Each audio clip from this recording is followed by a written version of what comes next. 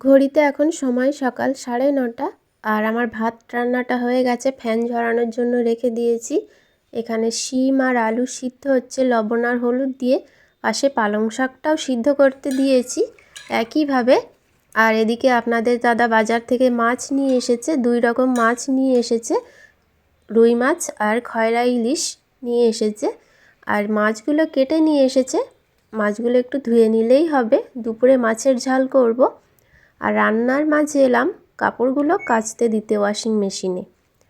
তারপর এদিকে রান্নাটা হয়ে গেছে, সিদ্ধ করতে দিয়েছিলাম সেটা হয়ে গেছে, এবার ভেজে নেব। কড়াইতে তেল গরম করে পেঁয়াজটা লালচে করে ভেজে নিয়ে সিদ্ধ করে রাখা শিম দিলাম। আর শিমটা দিয়ে একটু নাড়িয়ে নেব। তারপর দেব ভাজা মশলা, ভাজা জিরে গুঁড়ো আর গোলমরিচের গুঁড়ো। মশলা দিয়ে এবার একটু ভাজা ভাজা করে নিলেই হয়ে যাবে।